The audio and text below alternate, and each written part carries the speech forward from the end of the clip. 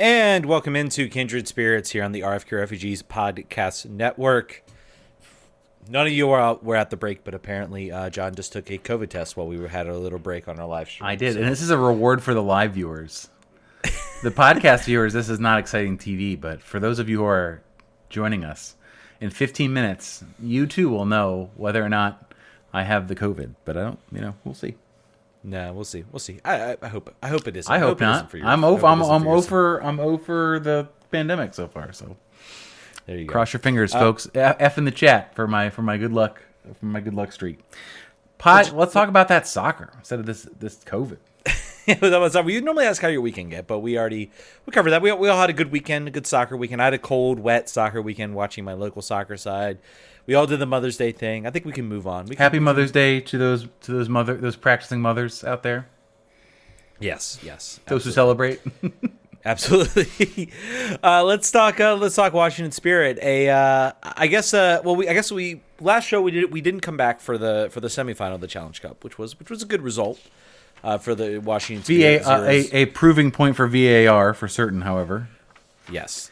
The missed handball that led to extra time and penalties, and Aubrey happened to take a penalty and scoring, and it was pretty wild. We probably should have been back for that, but it's okay. Yeah, I go a little back and forth. I need to watch. I can't really find a good picture because on the handling call, technically I'm doing this for the visual person.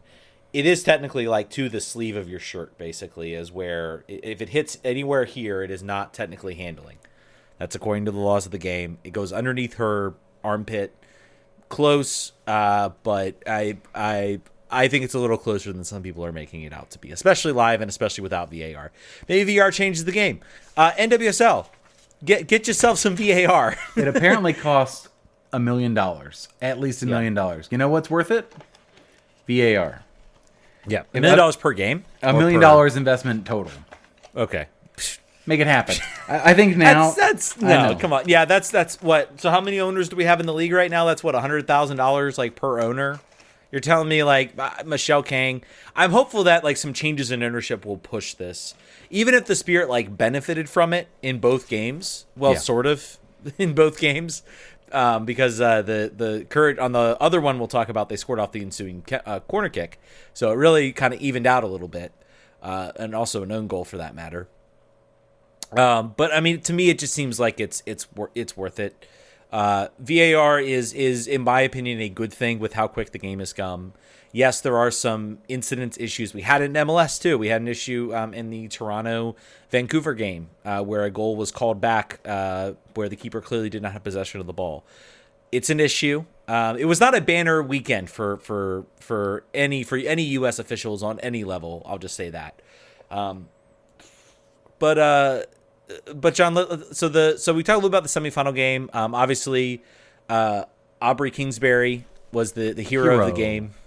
The hero of the game, making the big save on the PK, especially after I believe it was Tanya Alexander missed on her penalty kick, and then Kingsbury came and made the save. So pretty big moment there. Awesome in front of the fans over at Audi Field. The Spirit move on, and then we get to the final, which was wow. It was a whole month of games loaded into one, I think. And it's one of those games, too, where the result is secondary to all the other elements of the game, which is great for a podcast, less so great for the viewer or the players playing involved in the game. Well, let's talk about a couple of the flashpoints. Obviously, the refereeing was not good in this game. There's the ensuing tackle. I think it was Sam Staub on the tackle. Very clearly fouls the Courage player, who I can't remember her name, though she was really good in this game. Again, kind of similar in a lot of ways, I thought, to their performance against OL Reign. Kind of a down performance, I think, overall from the Spirit. I think this team is sort of welcoming the break and just kind of to get players healthy, because I think this team, we talked about how deep this team is. I think their depth is finally started to run out a bit, and I think the energy levels were not there. Obviously, you still had the great pass from Trinity Rodman to set up Ashley Hatch on the goal. A really nice play. But overall, like I think Ashley Sanchez, I don't think she really has had a great semifinal or final performance. I can't really recall too many moments with her out there on the field. It wasn't. It felt like kind of a sort of a down performance. We saw this team kind of rise up. I really almost wish they hadn't made it to the semifinals and finals, even though all the players got a nice cash bonus. Even the Spirit players get a nice $5,000, which if you're making $35,000 as the minimum salary is a pretty nice boost. I'm not sure Trini Rodman's with her contract necessarily notices it. Maybe she notices a little boost in revenue, but basically, I think it was just kind of a little bit of down performance. Do you agree, John, or were there things that maybe I missed? No, it's Carolyn is the player who both scored and was fouled or ghost fouled and injured. Had her ankle snapped back. By the way, she looks like she's going to be a very dangerous player for the Courage. Yeah. So eyes out there. I think it was, and the Courage player said this after. I think Abby Ursig said this in the post game, basically like, you got to see two teams where it was all about fitness. It was all about who still had legs at the end of a very, very long preseason, which is what this is, regardless of what they call it. And I think the Spirit were gassed. They defensively were not as sharp as they normally were. Overloads were happening. Individual mistakes were happening. This was the Spirit's worst game. And obviously it's their first loss in 20 games, so that tells you something about how it was the worst. But I don't. It would have been nice to win. I don't care so much about this tournament. I know we've talked about this now a bunch. It would have been nice to win, but having lost it, it's sort of like the Community Shield to me. It's like nice to win. Who cares if you lost? You got paid to play. The question is, how much is this game going to hurt the team here in the next couple of weeks? They're playing.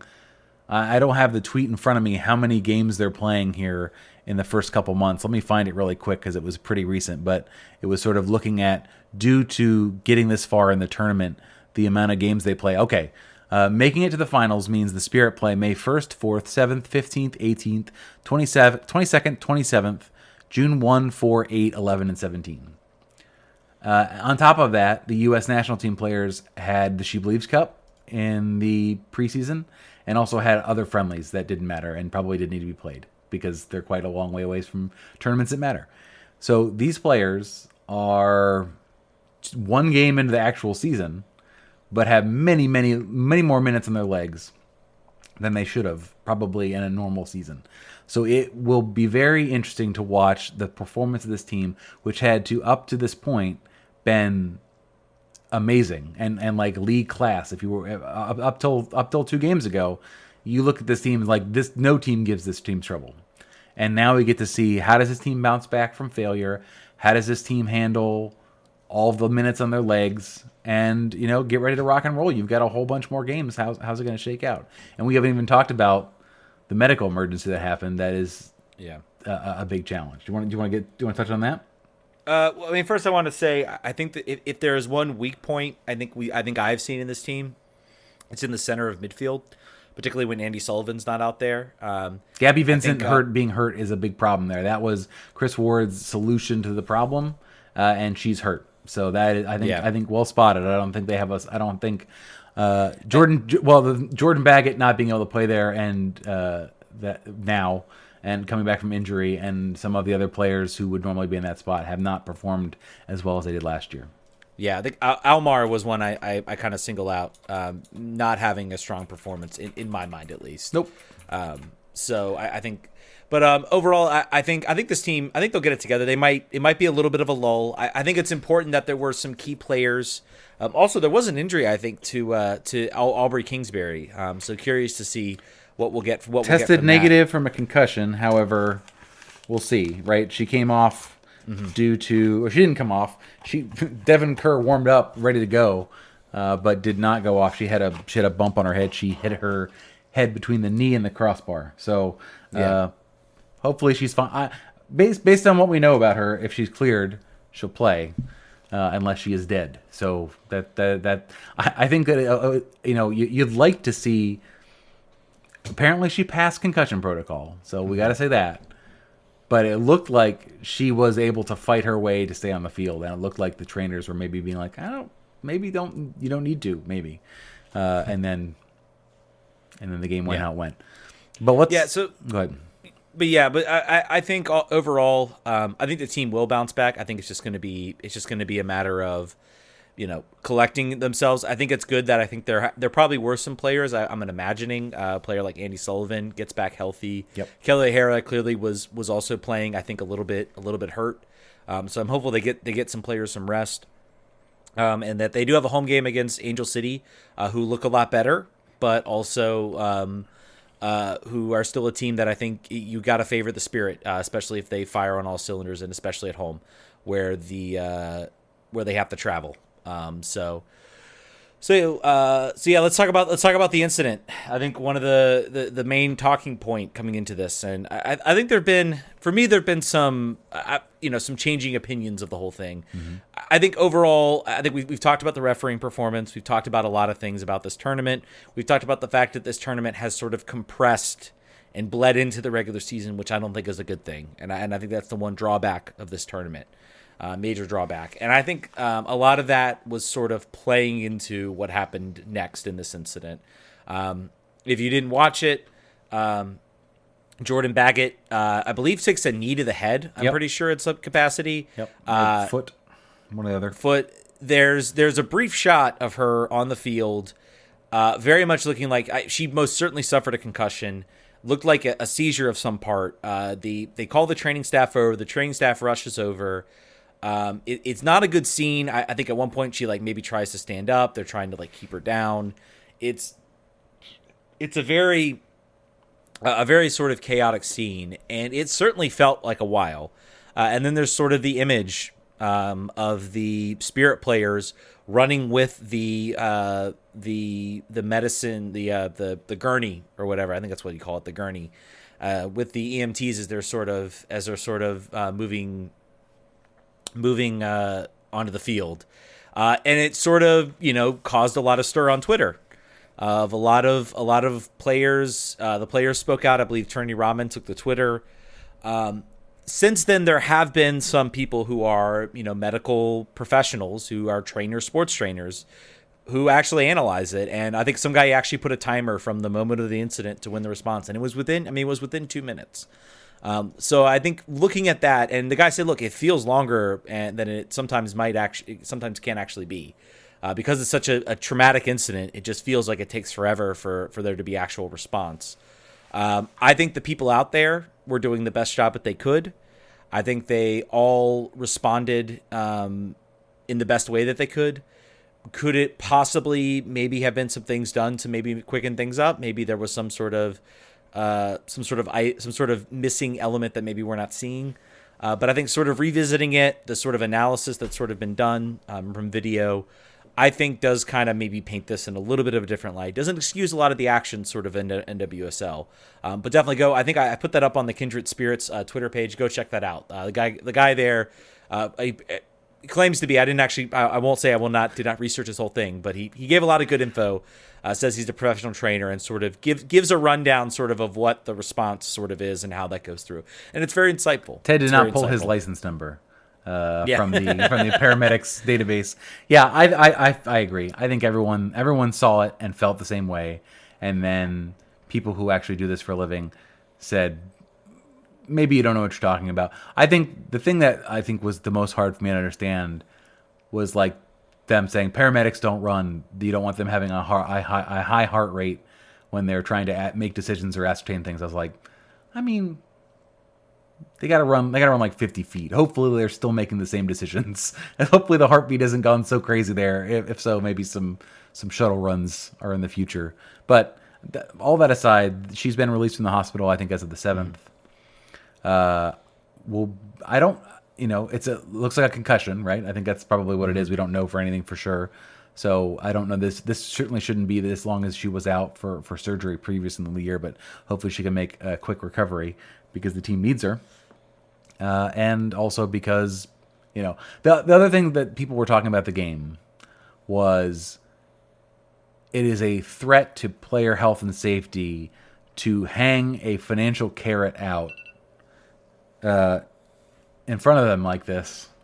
in a preseason game, right? Like, in what is a preseason tournament, all because about sponsorship money. And these players are going to run through a wall because they have a chance to make 10% of, or 20 or 30% of their annual salary in one game. So that's not really necessarily giving you the best product based on the time of the season, the schedule compression. And I'm not just saying that in sour grapes because the Spirit lost, but I just think that this game could have been. I don't even know that you could have gotten who the final was, and then play it later.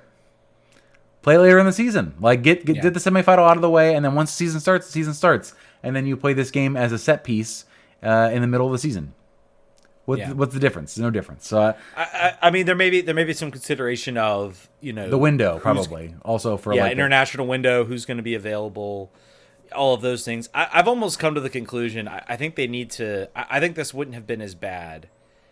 I think what you do maybe next year is you ditch the group stage. Yeah, at least you ditch group. Sorry, you were showing.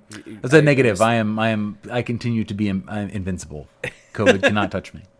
But I think next year, I think you look at this and you say, let's make this a straight knockout tournament. We're going to seed the teams based on regular season finish. The top teams get buys. If you have an uneven amount, you figure it out. You can kind of figure out how to do it. And you just play a straight knockout tournament all the way through. And then you don't have this group stage. You don't have all these games. I think next year, play the group stage. Figure out a way to do if you're going to do a group stage, do 2 groups, top 2 teams go to the final, you play the final, you're done. Like, that's it. Like, I think that's another way to, I think the semifinal and final was where I think maybe there were some interruptions in kind of how this all went. And I think if you're going to do it preseason, you got to compress it down, and it's got to be done before the season actually begins. Instead of weaving this in. And I think we've seen that. We've seen that here. These are good teams. There certainly is some depth there, but the depth gets thin pretty quickly. And like you said, you're hanging some sort of financial carrot out for some of these players, and asking them to go out there and run against the wall. And I think you saw Chris Ward be very cautious about how he rolled out his teams and rotation, and then we got to like the semifinal and final, and it was like, and also the opening game, like, you can't do that, and so it was very much between a rock and a hard place. I'll be very curious to see what the lineup looks like. I think there are going to be some injuries, obviously, to come out of this. Some maybe we don't even know about, so I think it's going to be some rotation that's going to be going on, but I'll be curious to see kind of how he manages this season, because now he's got to get his team healthy, and he's got to figure out a way to rotate minutes, and it's going to be I think it's going to be a grind. We could see this team maybe struggle a little bit out of the gate because of this. So, which will be so stupid. Yeah, it will be. Which will suck, and I will hate it because I have already, from the start, have been like, I don't really get it. But that's all right. We've got a long enough season, and this team, just because they played one game of offensively dour soccer against OL Reign, and then because they basically were just, not Benny balling it, but we're just like sheer white knuckling this game to the best of their ability to try to move it forward. Aside from the goal from Hatch, I don't think that forebears anything for the rest of the season. I think we can, maybe this game against Angels. The problem is they're playing Angel City at home, which is a game you probably like. Angel City did win their opener against North Carolina in sort of a very formidable atmosphere, but then they lost 1-0 against Orlando, who the Spirit have handled after an initial. All you have to do is remember the Challenge Cup situations with Ashlyn Harris. But then 3 days later, they go to Portland. So you got to figure out, and then 3 days later, they play in Orlando. They play in Tacoma or in Seattle. So like you gotta pick your spots here. I think if you're Chris Ward, you protect your top players in this Angel City game and hope that you can get the job done at home against the young side, and without maybe giving 90 minutes to your top 3 attackers. Hope maybe Bailey fights from the start instead of Ashley Sanchez, and then instead of having Bailey come on for the last 15-20, you have Sanchez come on for the last 15-20. But that game against the Portland and OL Reign games, to me, are much more important for sort of where this team is as it seeks to repeat, Angel City, you'd hope that they could find a way to get 3 points without their first choice 11. So it comes at the right time. In the version of those three, that's the one you want after the Challenge Cup that they just went through. Yeah, it's going to be it's going to be. I think we're going to learn a lot about this team. I think we've seen I feel like this in this Challenge Cup, we've seen the absolute highs of like how good this team can be. One interesting thing is I felt the press was less there in the semifinal and the final. They were not pressing as much as they used to. Didn't have the legs for it, I don't think. Yeah, yeah. And I think that is when we've seen this team be effective is when they bring that press. They're able to dispossess teams. They're able to create sort of opportunities. There were still flashes even in that North Carolina game where when this front three, if it has an incredible synergy to just absolutely like read each other's minds. It's like watching a team that just knows where they're going to be. They know where they're going to play. Ashley Sanchez, when she receives the ball, knows where Trinity Rodman's going to be and knows where Ashley Hatch is going to be, literally without having to look. And they can just go off feelings and they can go off that sort of movement. And that's something I think, as long as we still get to see it, as long as those players still remain healthy, is going to be a fun thing to watch this season. So I think they'll be fine. I think they'll be near the top, even after this huge stretch before the first international break. I think they'll be near the top of the league. And I think if they manage this and they sit top, I think you'd be hard pressed not to pick them as favorites for the NWSL championship. Yeah, for absolutely sure. So. No, this game did not change that. I don't think. It's just, can they make it through? And I think that they, I'll be excited to see what happens on Saturday. It should be a game that they. We'll just make a prediction here based on what we don't know yet. I don't believe there's been media availability. I'll try to hop on it this week. This not really of matter to our listeners. This next 2 weeks are like the most crazy weeks of my year. So we'll see how much of the moonlighting podcasting stuff I get to do that I normally do. But I think that based on not knowing who's available on Saturday, but also sort of the depth of this team, I would wager a bet and say that Spirit can still come through here and win 2-0. I'm gonna go 1-0 Spirit. I think 3 points anyway. Solid. Yeah, 3 points regardless. I don't think you're going to see the offensive juggernaut in this game, so I'm going with 1-0. But we'll have to see. It's going to be a fun week of soccer. Fun week of soccer all around. We got Open Cup, we got more NWSL, we got MLS. Always, this is the most wonderful time of the year. Also, if you're a DC fan, Washington Capitals playoffs, who just blew a 2-1 lead with 2 minutes left, and all they had to do was just keep it out of the net. That sounds like the Capitals that I used to pay attention to in the playoffs. Oh, it's the Capitals circa except for like 2018, and the rest of the time, this is basically how it goes. But no expectations this year. So they win this series, they've literally beaten any expectations. Alex Morgan scored 4 goals in her game against Gotham, so that's notable. She's not Gotham. If there's one team that looks like they might be the FC Kansas City or Kansas City this year, it might be Gotham. They just do not look strong. Yeah, I don't know who else it's going to be. Right, Racing Louisville still hasn't improved the team too much. Aside, I think they traded for Jess McDonald, but other than that, who I believe tore her ACL in the preseason. So I think she did. Yeah, I don't really know who the weak team is. It might be Gotham, despite sort of, the moves that they thought they made in the postseason and Carly Lloyd retiring. But it's not the Spirit. That's for sure. KC Curran is 0-2-0 so far, but they also made it deep in the Challenge Cup as well. They made it to the semis against North Carolina. So we'll see. Yeah. I'm excited for 3 points this weekend, and then a quick turnaround. We'll be able to probably have when did I say? 3 days after? We should be able to have a podcast between then and the Portland game to be able to review that and preview the Portland game. So stay tuned to that. I think now, as I said in United 96, Jason Anderson has moved on from Black and Red United, and I believe will no longer be doing Plex Weather. So that I know I listened to that Washington Spirit show. So if you're looking for a Washington Spirit dedicated podcast and you want to tell your friends another podcast they can listen to, this is the one. We normally have player interviews. This will continue. I've talked to some folks of the team. This sort of crazy week periods that they're having here now mean that they're sort of limiting media availability, understandably. So go get 9 points in these 3 games, and then I hope to have some of the players on the podcast for you to listen to and enjoy in the coming weeks and months. Yep. We did get a question on our Discord about the referees, but I think we kind of talked about it. Who was it? Let's make sure we share the name. Yeah, it's P-Town Hiker. Says, what kind of investment is necessary to improve the quality of fishing? Is it training, better pay for inter-base referees? Also, how does a referee maintain control of the game? What are the decisions involved? I asked this last question knowing that one of you does some refereeing at a youth level. One of us. Which one of us?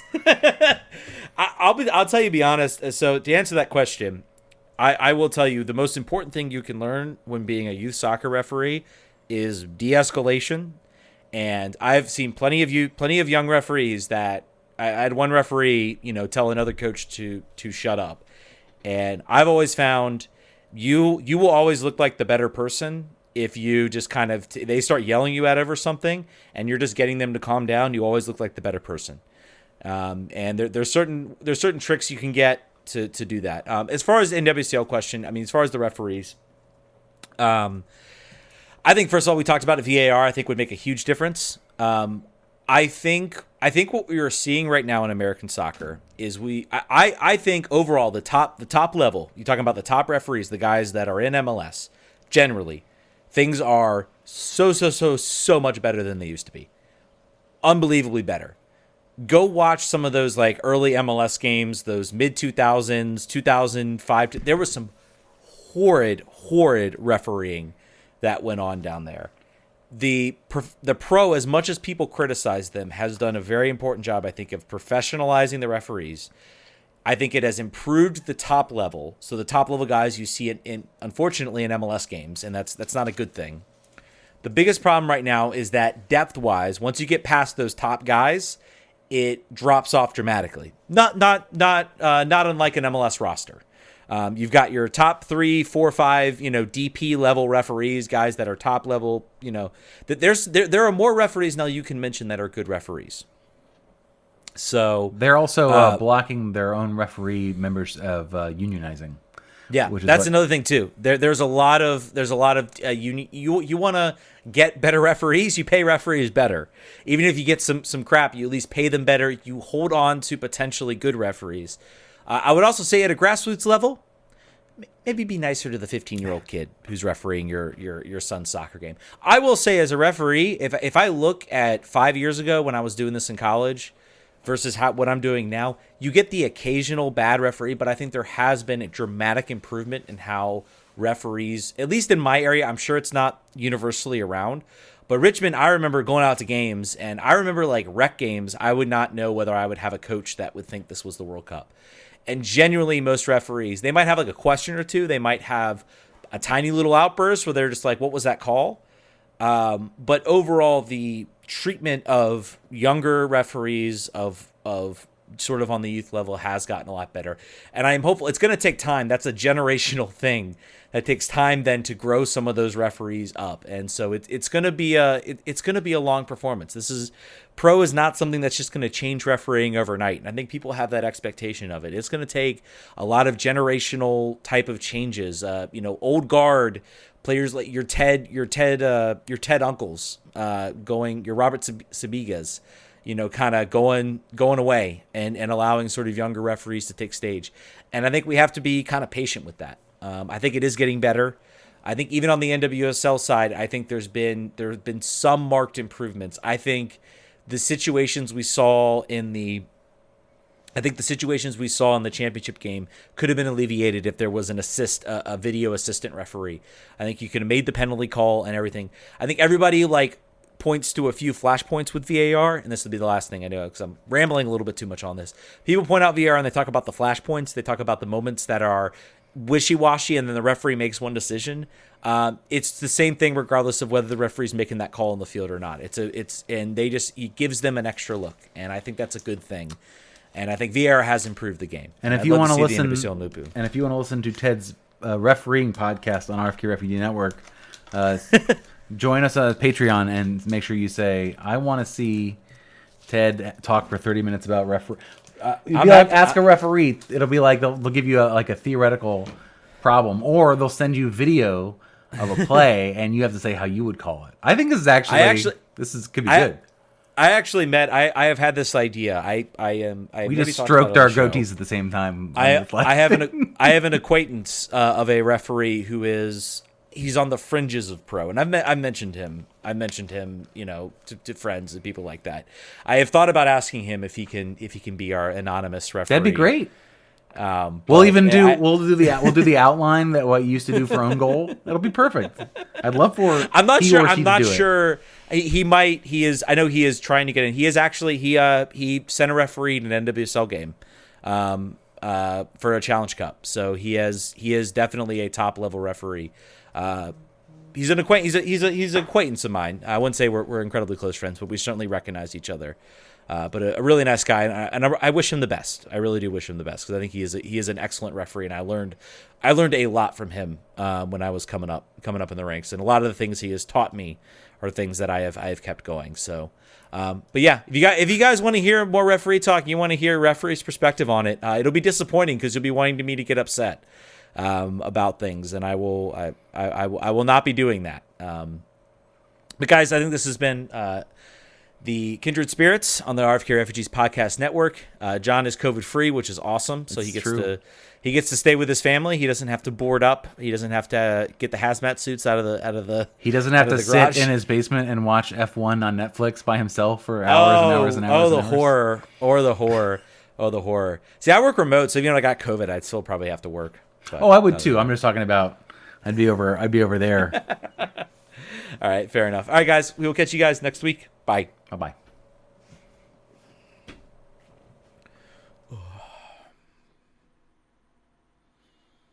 All right.